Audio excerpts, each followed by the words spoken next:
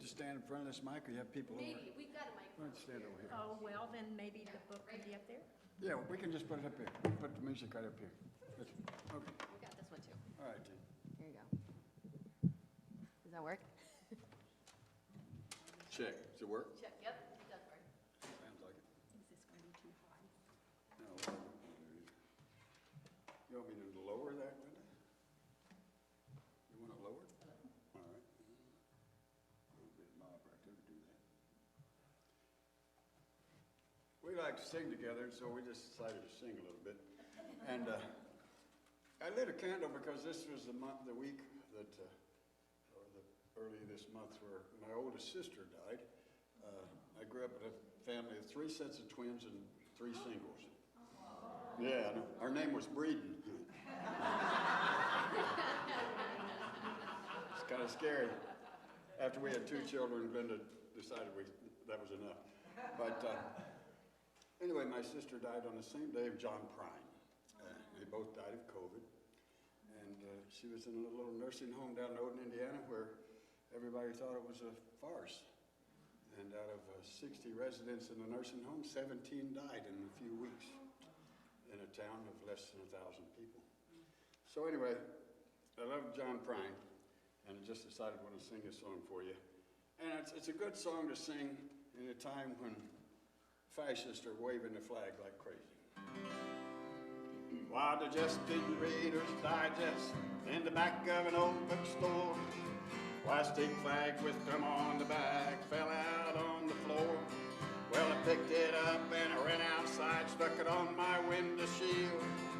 I could see old Betsy Ross, I'm telling just how I feel. Oh no, your flag decal won't get you into heaven anymore. They're already overcrowded from your dirty little war. Jesus don't like killing no matter what the reason for. And your flag decal won't get you into heaven anymore. Well, I went to the bank this morning and the teller said to me, join our Christmas club, we'll give you 10 of these flags for free. Well, I didn't mess around a bit, I took him up on what he said, and I stuck those flags all over my car and one on my wife's forehead. Oh no, your flag decal won't get you into heaven anymore. They're Already overcrowded from your dirty little war. Jesus don't like killing no matter what the reason for. And your flag decal won't get you into heaven anymore. Well, I got my window shield so filled with flags that I couldn't see. I ran my car upside a curve and right into a tree. By the time they got that doctor down, I was already dead. And I'll never understand why the man standing at the pearly gate said, oh no, your flag decal won't get you into heaven anymore. They're already overcrowded from your dirty little war. Jesus don't like killing no matter what the reason for. And your flag decal won't get you into heaven anymore. Oh no, your flag decal won't get you. Flag decal won't get you. Flag decal won't get you into heaven anymore.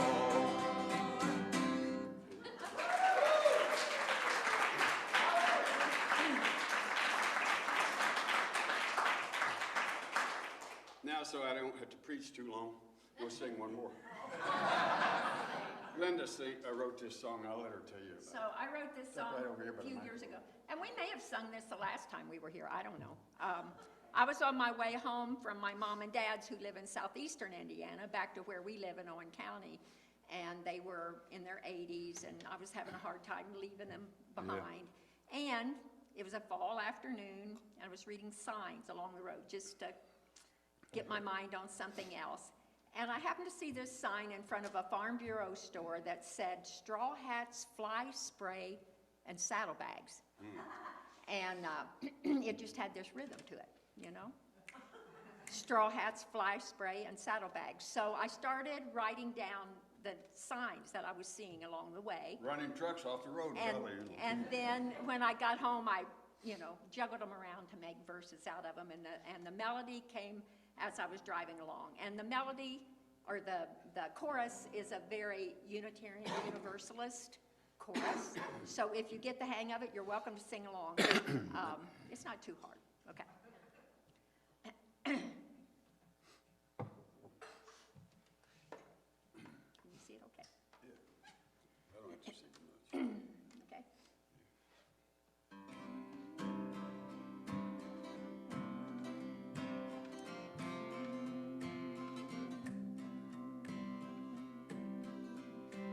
Straw hats, fly spray, and saddlebags, sweet corn, tomatoes, and beans.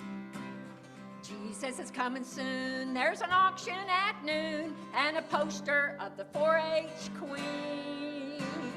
Yard sales, square bales, and fireworks, rabbits and chickens and straw. Holy Ghost, hog roast, God bless America, Boston vodka, strawberry ale. I'm alive and I'm well, I ain't worried about hell. I got heaven busting out all around me. Reading signs of all kinds with my windows rolled down, driving home on this Indiana highway. Stop signs, yield signs, and detours, bus stop and no passing zone. Farm sale, house to rent, road closed ahead, paying top dollar for gold. Chrysanthemums, melons, and peaches, zucchinis and blackberry jam. Brown eggs $2, old Avon bottles, never paid full price again. I'm alive and I'm well, ain't worried about hell, got heaven busting out all around me. Reading signs of all kinds with my windows rolled down, driving home on this Indiana highway. Cold beer to go, lay it down, let it go, let him in, watch for ice on the bridge. School bus turn around, beware of Doberman antiques, catfish on Friday, the Bible's most helpful when open. Pay teachers, say no to drugs. Don't mow, don't spray, children at play. Some things you gotta take a stand on. Yes, some things you gotta take a stand on. Find a Bible, put your right hand on. Pay attention to the signs, read between the lines, plant some daisies on the square that you land on. I'm alive and I'm well, I ain't worried about hell. I got heaven busting out all around me. Reading signs of all kinds with my windows rolled down, driving home on this Indiana highway. Reading signs of all kinds with my windows rolled down, driving home on this Indiana highway.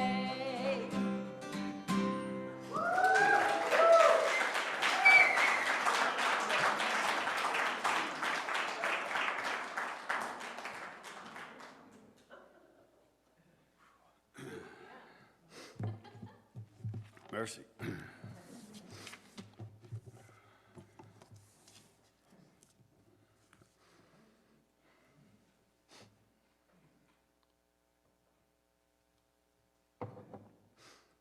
Well, I'm honored to be here again.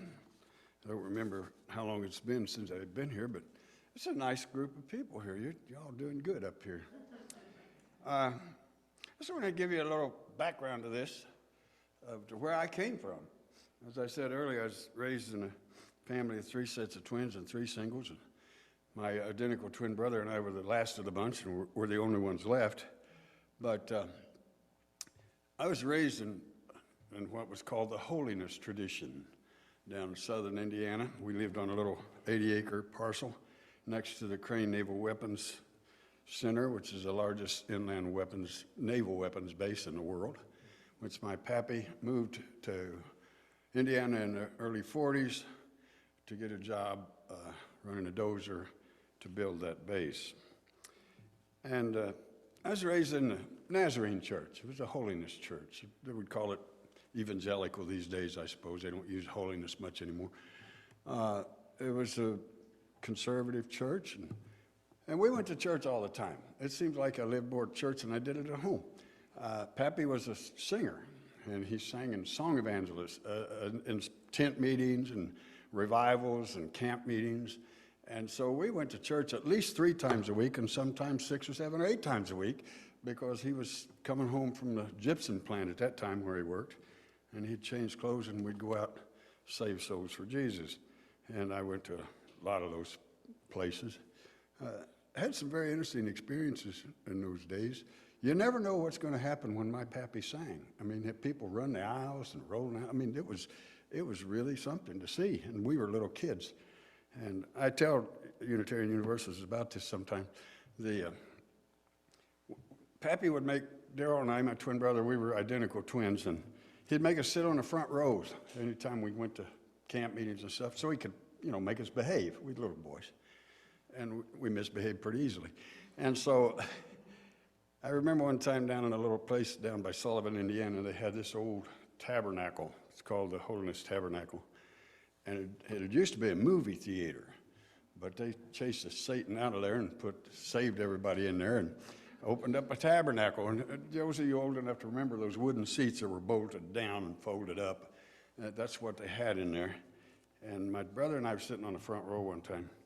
Pappy's singing this old song called When They Ring Those Golden Bells.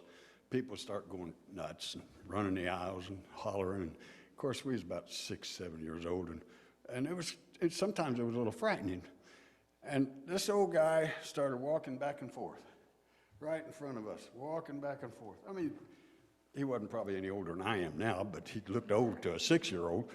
And he's bouncing back, and all of a sudden he backs up, and he takes off running and runs the backs of those seats all the way to the back of the tabernacle, turns around and never stepped on anybody, comes down and jumps down right in front of us. And we're just kind of shocked. And he said, "Boys, I can't help it. It's just this new pair of shoes." I found that interesting, a little scary. And we learned later that he had been a circus performer.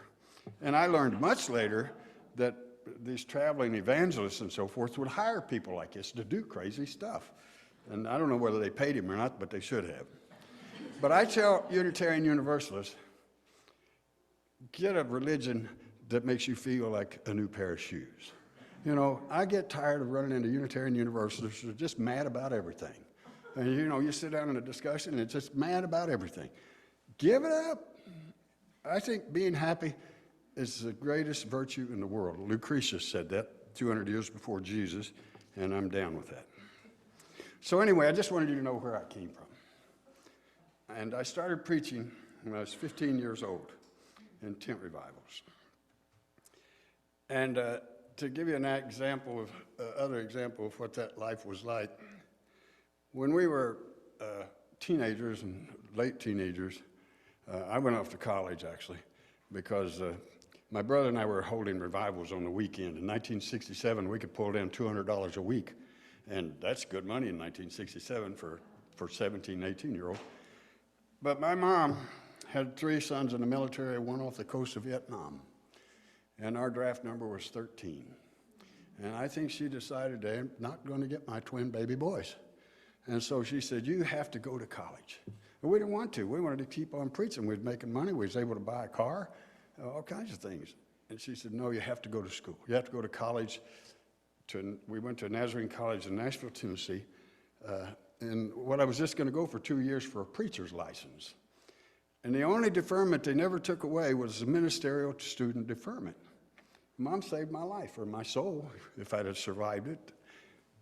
And I think she knew that. And of course, anywhere the Army goes, preachers always go. Ask the Indians, there were always preachers along to bless whatever we do with our guns and bombs. So anyway, she saved my life.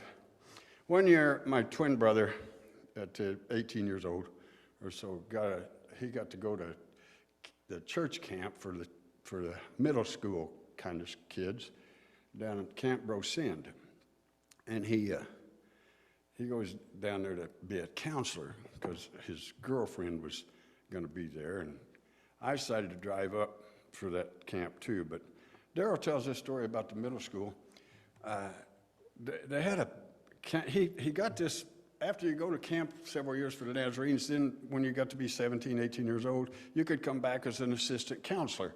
And they always had these really holy guys, preachers, be your senior counselor. And you know, if you've never been to a tent revival or something like that in August, go sometimes. I mean, get stoned or something like that. Do something different. Don't go straight, or you might join it. But anyway, join it. It's really an exciting thing to see. And what happens we always at the end of the service, after the preacher, you opened up the altar call, because you never knew there might be somebody out there, their last chance to miss hell. You know? So you had these altar calls, and the kids would run down there and pray through. And of course, the boys would always go with them. The boys would go down there because their girlfriends are down there praying through, and they're down there. We could only hold hands when we were in high school. Couldn't do anything else. If you got caught, you'd get in trouble. But down there with these girls around the altar praying for Jesus, and somebody saying hang on, and somebody saying let go, and the girls, it's hot August night. They're all sweaty. The shirts and dresses and everything are all sweaty.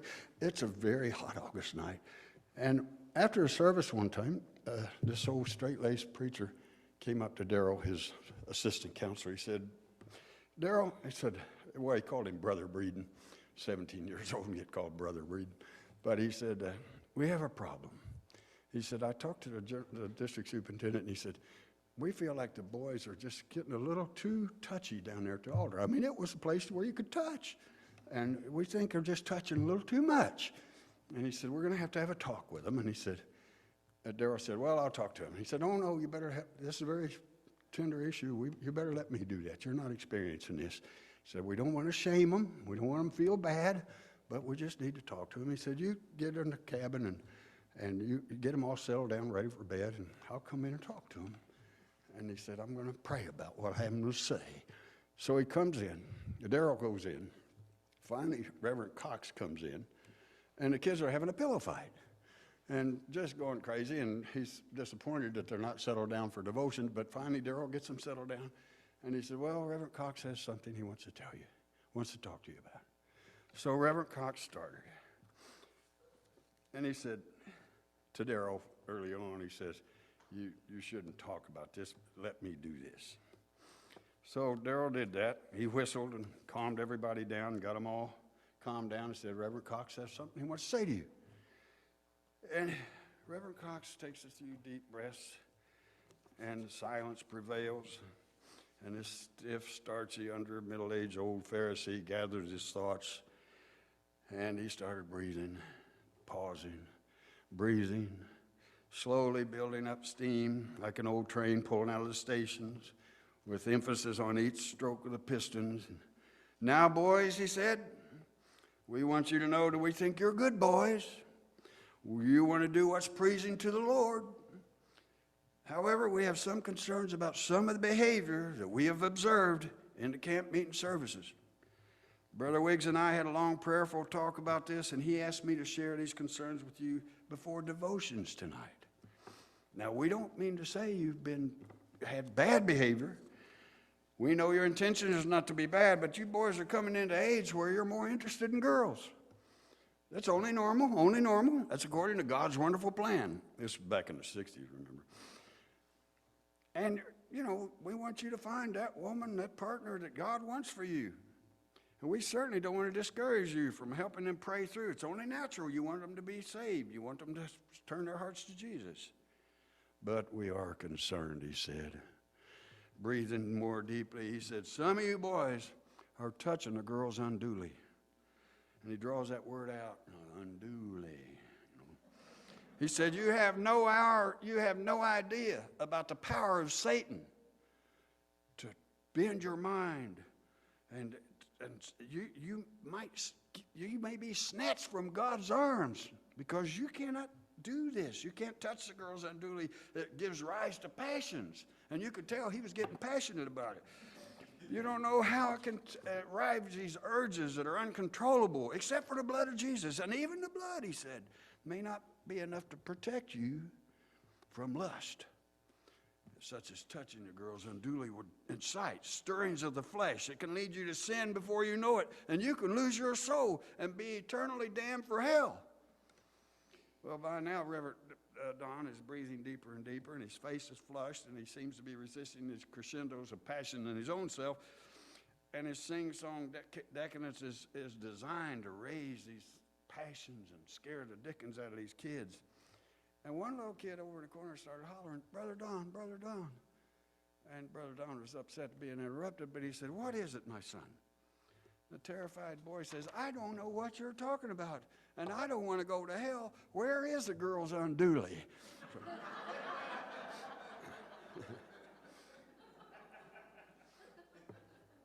So the Right Reverend, he exited stage left, and the howling laughter of the boys, that was the end of that.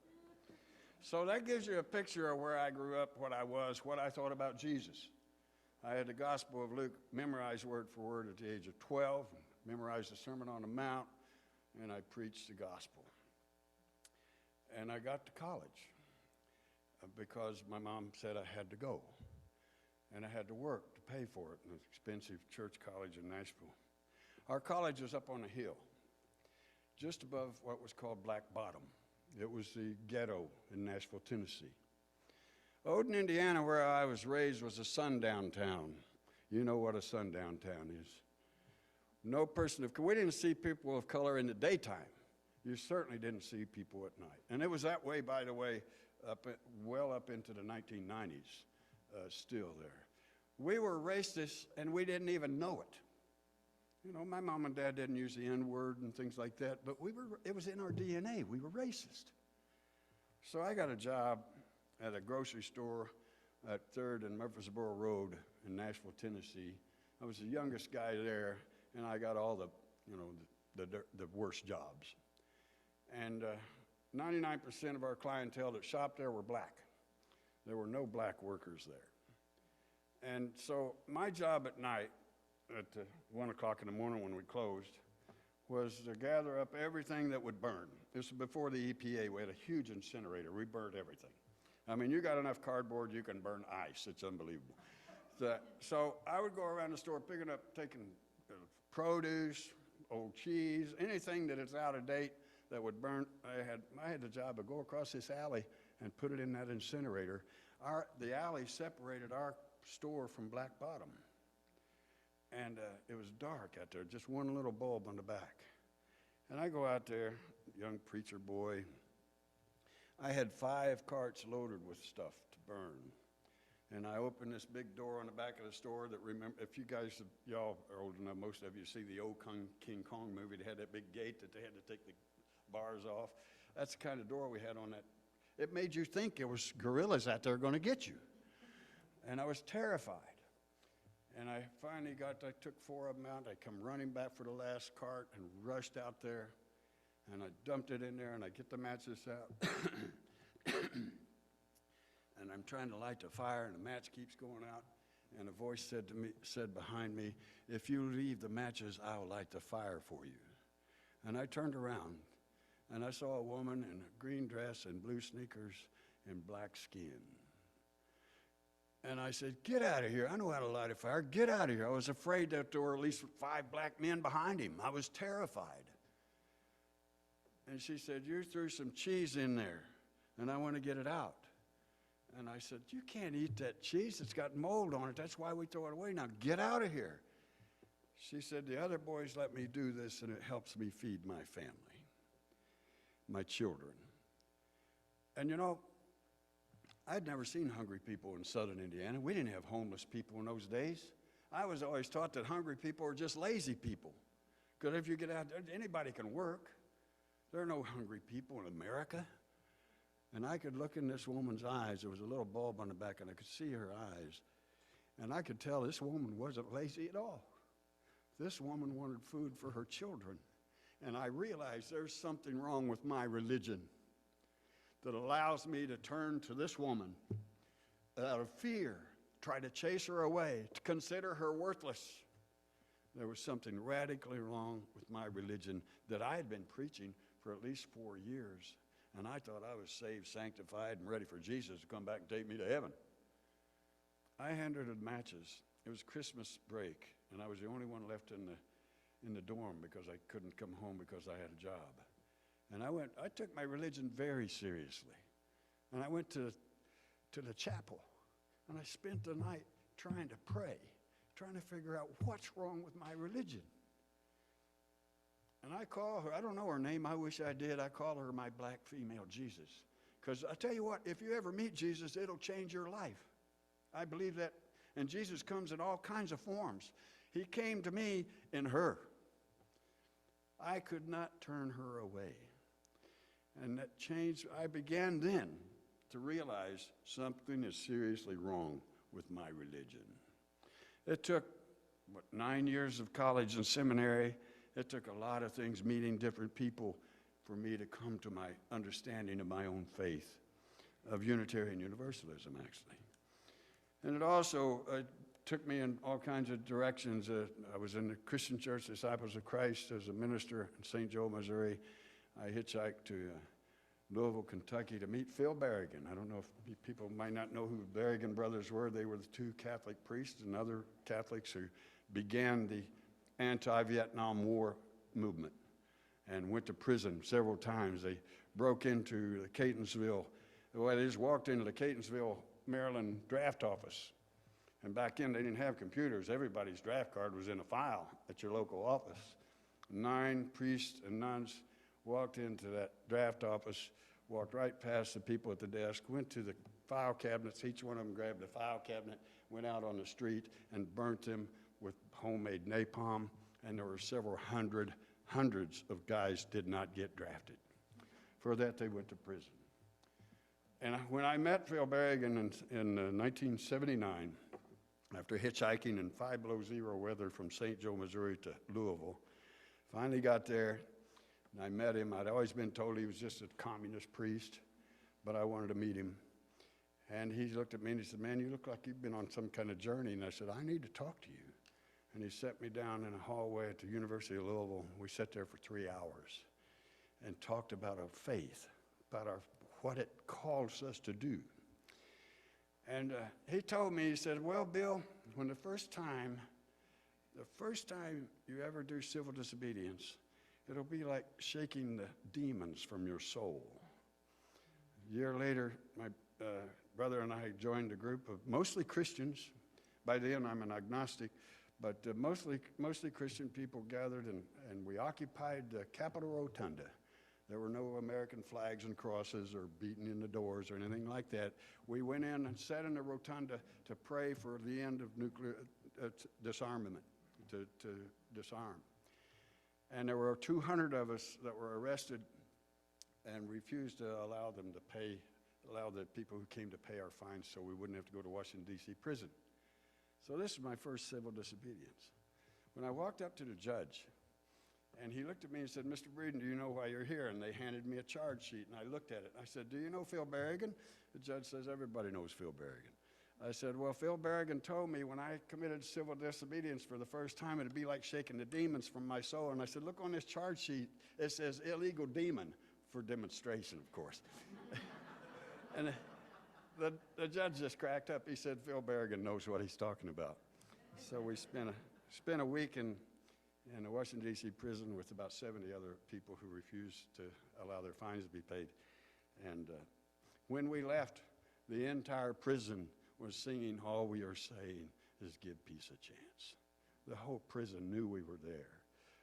It was an amazing week, and it shook a lot of demons out of my soul.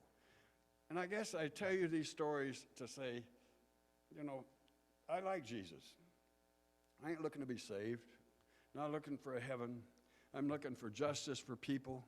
I'm looking for a community of people who are committed to changing this world, who are committed to stopping the violence, who are committed to sharing what we have and demanding that people have food, that people have homes, that children are cared for.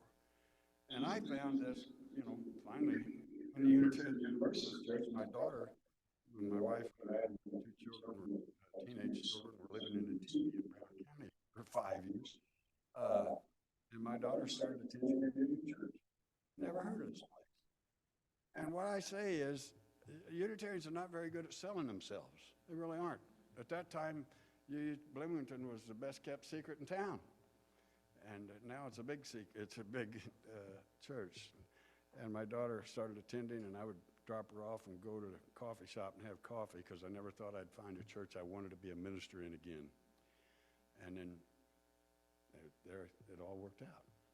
So I want to encourage you as Unitarian Universalist churches, as Unitarian Universalists, to understand that the nation out there has this concept of Jesus that's been given to them, that he's going to come back and save them and all that. What we need to do is give them the understanding of Jesus that talked about social justice, that talked about loving your enemies, that talked about not returning evil for evil, that talked about feeding the children. That's the Jesus I like. And he gave his life for that message. He didn't give his life for me. He gave his life for justice for his people in Palestine. And that's all forgotten by the masses of Christians in this age today. And so what I hope is that as you go along in life, one of these days you run into Jesus. Or I hope you live your life such a way that somebody sees you and sees Jesus. Not because you're working miracles, but because you're working for justice. Not because you're working miracles, but because you're teaching people to love one another. And that you are loving. And love, as Paul Tillich said, is unconditional, or it is not love at all. And that's where I'm at. I have a lot of struggle with that these days. Every time I see Donald Trump, I have to remind myself, love is unconditional. And I can't hate the guy. Two words that don't fit in the same sentence is hate and happiness. They don't work. You can't be happy and hate at the same time. And I'd hell of a lot rather be happy, So I don't waste time hating. But I hope that my life is lived in such a way that everyone I meet understands that I affirm their worth and dignity, that I affirm the teachings of Jesus that we should love one another and we should care for one another. And that teaching is in many religions and in no religion at all.